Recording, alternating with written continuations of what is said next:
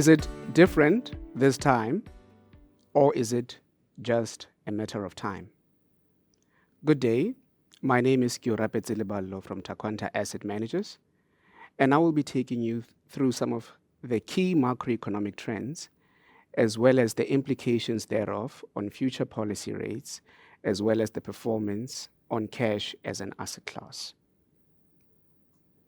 To kick off the presentation, we look at the words of the 19th century German philosopher, Friedrich Hegel. He states, and I quote, "We learn from history that we do not learn from history," close quote. Essentially, if there is anything that history has taught us, is that we do not learn from history. Will it be different this time? Or will the macroeconomic trends of old continue to prevail in 2024 and beyond? Over the last 2 years, cash, as represented by the Steffi Composite Index in the above diagram, has managed to outperform a wider universe of domestic asset classes in absolute, real, and risk-adjusted terms.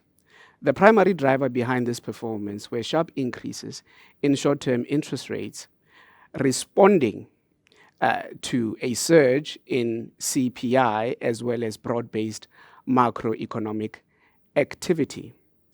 The key question remains: will the robust GDP trend as well as heightened inflationary figures continue to persist in 2024 and beyond? And what are the implications thereof insofar as forward policy rates are concerned? Looking at the US economy, an ultra-accommodative monetary policy stance that was subsequently engaged upon in the height of the COVID-19 recession or lockdowns subsequently led to sharp increases in savings as a percentage of income, as well as the broad monetary base being the M2 money supply. Now, the significance here is that sharp increases in savings as a percentage of disposable income represents delayed consumption expenditure. Now, the higher the savings ratio as a percentage of disposable income will subsequently imply a higher propensity to consume in the future, and by extension, higher consumer prices. Currently, we are sitting at the opposite end of that spectrum in a low and negative savings environment, suggesting to us that consumer prices are likely to remain subdued over the next 18 to 24 months, as illustrated by the above diagrams. Similarly, large and sticky CPI components, such as shelter inflation, have continued to moderate and are expected to further weaken in the calendar year 2024. The main concern here is that broad inflationary measures have capitulated in the absence of a global recession. In the event that a global recession were to subsequently materialize, the pace in price moderation can therefore expected to be a lot more pronounced. So what are the risks that we may see a recession over the near term? According to technical leading indicators, such as the US term spread that is inverted, as well as the US leading economic indicator represented by the Conference Board US Leading Economic Index, are suggesting that risks of a recession remain broadly elevated at this stage. Similarly, tighter financial conditions, as well as the US Empire State Manufacturing Index, are also pointing towards subdued levels of growth in the calendar year 2024 and beyond. US labor markets. Perhaps the proverbial thorn in our analytical flesh now looks to be hamstrung by tighter bank lending conditions for commercial and industrial firms, respectively.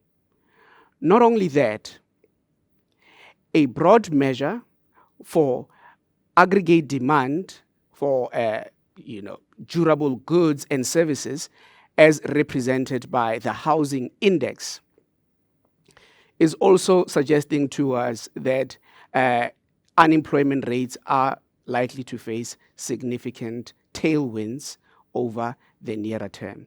This has been a trend that has remained quite consistent and strongly negatively correlated over a very long term. According to the US manufacturing PMI, the strong payroll data of today is not surprising at all, as it primarily stems from robust investment expenditure that took place in the early stages of the reopening of the world economy in a post-COVID setting. However, the lackluster manufacturing data of today are conversely pointing towards a more benign outlook insofar as payroll data is concerned. Again, when we observe a much more longer trend going back to the early 1970s, when looking at the US unemployment rate figures, it suggests to us that cyclical lows in the unemployment rate in the US tend to foreshadow periods of recession. Will it be different this time? Or is it just a matter of time? The implied policy response to falling inflation and weaker growth expectations is such that we are about to move into a rate-cutting cycle. While this may be accurate and in support of the previous slides, the inception date, as well as the cumulative magnitude of rate hikes, still remains a point of contention, with both sides of the debate firmly anchored on the resilience of the economy, as well as the political developments of the year 2024. In a contained inflation environment with increasing expectations of rate cuts, they are currently implying a more softer outlook insofar as the dollar index is concerned. Although this may be rand positive, the emergence of a technical recession over the shorter term is likely to induce some volatility before dollar weakness can be firmly established. Similar to the global trends, local policy authorities are also forecasting a much more lower CPI environment in the year 2024, an analysis that seems to be tied at the hip with general market expectations or broad market expectations.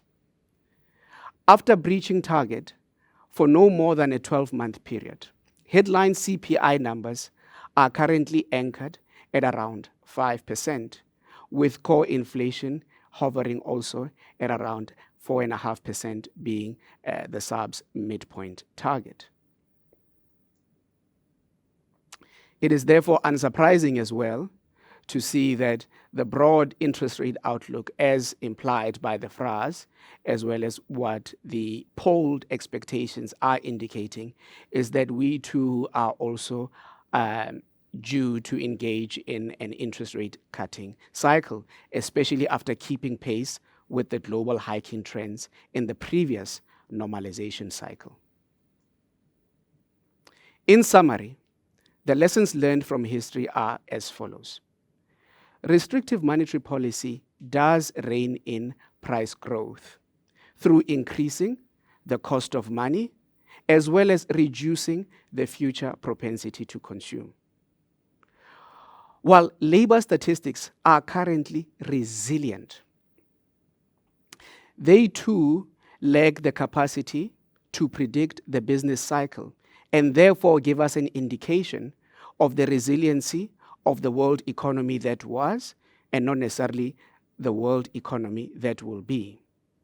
On the other hand, leading macroeconomic indicators are yet to lose their credibility insofar as predicting the business cycle and are currently anticipating a broad macroeconomic downturn.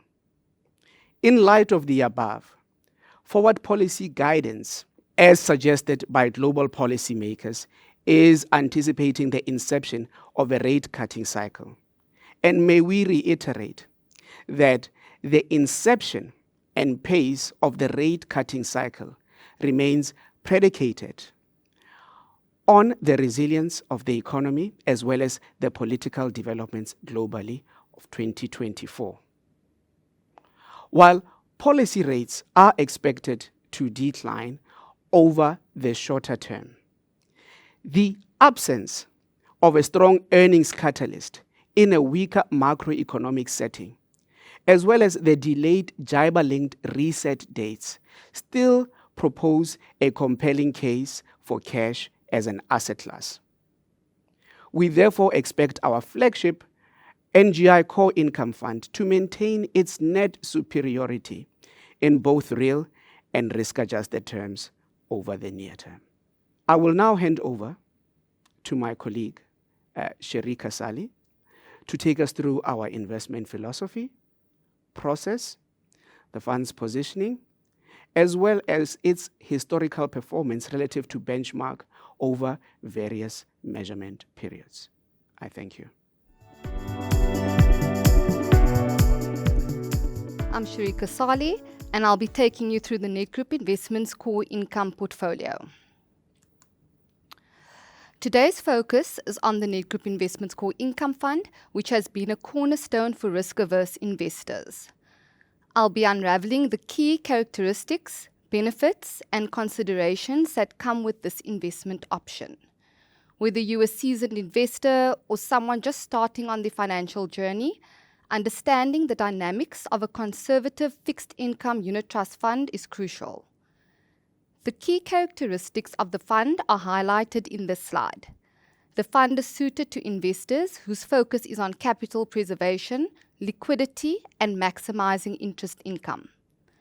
The fund's benchmark is the STEFI Composite Index, which is a generally accepted market benchmark for short-term duration fixed income portfolios. The fund adheres to SISCA regulation as well as Regulation 28 of the Pension Funds Act.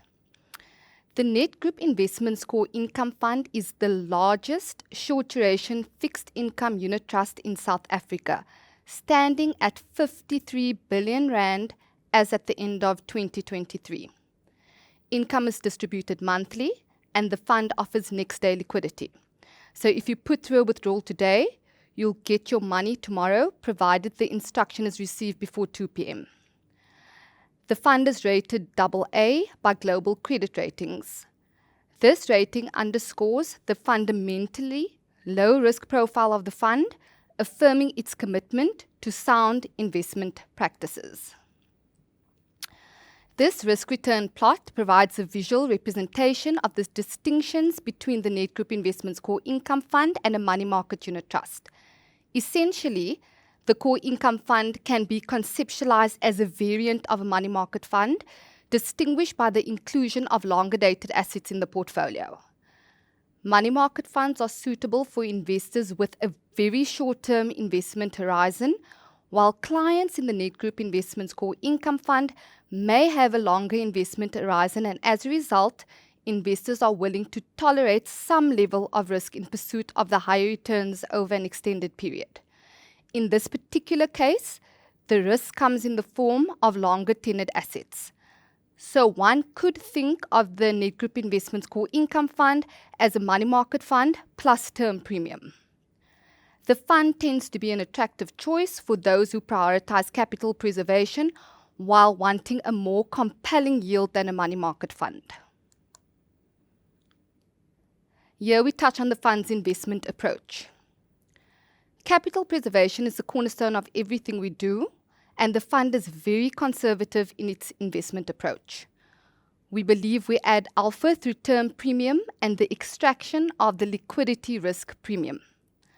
The liquidity risk premium is simply the additional value demanded by investors when any given security cannot be easily sold or liquidated into cash for its fair market value. There are 4 key risks that we manage in the fund. It's credit risk, interest rate or duration risk, spread risk, and liquidity risk. Credit risk is the risk that the issuers of fixed income instruments may not be able to meet interest payments nor repay the money they have borrowed. The lower the credit rating, the greater the risk of default and therefore investment loss.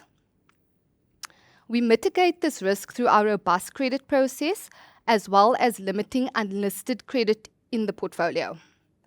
Next is duration risk. Duration measures the sensitivity of an instrument or a fund to changes in interest rates. We do this by investing in floating rate assets, which immunizes the fund against interest rate risk. A floating rate asset is merely an asset that moves in line with changes in the repo rate. Thirdly, we manage spread risk in the portfolio. We do this by evaluating term premium and ensuring there is a healthy buffer in our portfolios. And fourth, we manage liquidity risk. We only invest in high-quality investment-grade issuers and ensure the types of instruments we buy are liquid and tradable. Our 190 billion rand cash bus gives us the edge. It allows us to self-originate deals. It gives us the muscle we need to negotiate better terms for our clients with the various debt arrangers and investment banks. Unlike equities, it is very much a volume game in the fixed income space. The bigger your deal size, the better the rate. It is this cash bus that allows us to source high-quality assets at attractive spreads. Now we are going to look at how the fund has performed. The fund has consistently outperformed its benchmark since inception in July 2005. More importantly, the fund has shown robust performance over various interest rate cycles over the last 17 years. The yellow bars illustrates the difference in performance between the fund and its benchmark over various investment periods. The minimum outperformance gap tends to be slightly north of 1%, and we have consistently generated this alpha since inception. We believe that this is what clients like most about the strategy. They like this consistency and predictability of alpha over the short term, medium term, and long term. We have managed to generate this outperformance with minimal credit risk and volatility, while focusing on the extraction of the liquidity risk premium as the primary source of alpha and leveraging our size. This chart illustrates the significance of compounding on investment returns. The longer the money is allowed to compound, the greater the impact is on total returns. This is particularly beneficial for long-term investors who can take advantage of compounding over many, many years. The table is a practical demonstration in rands and cents of how an investment in a bank call deposit compares to an investment in the Nedgroup Investments Core Income Fund. An investment of 1 million rand made on the 1st of Jan 2007 in a bank call account would be worth 1.87 million rand today, whereas an equal investment made in the Nedgroup Investments Core Income Fund would be worth substantially more. It would be worth 2.7 million rand. You can see that you are receiving almost 45% more interest income in the Nedgroup Investments Core Income Fund. This chart ultimately illustrates that over an extended period, compounding can significantly contribute to wealth accumulation. The fund is only allowed to invest in investment-grade issuers, and currently the minimum credit rating in the fund stands at AA. Investment-grade credit goes all the way down to BBB-. With a focus on stability and capital preservation, this fund strategically invests in debt securities with a minimum credit rating of A-. We keep the risk budget tight. The emphasis is on credit worthiness, and that ensures a lower risk of default, providing investors with a secure income stream. The fund favors issuers whose business models have stable annuity-type revenue streams. In the SA debt market, the big five banks dominate debt issuance, and their senior debt tends to serve as a proxy for other issuers such as corporates, parastatals, and municipalities.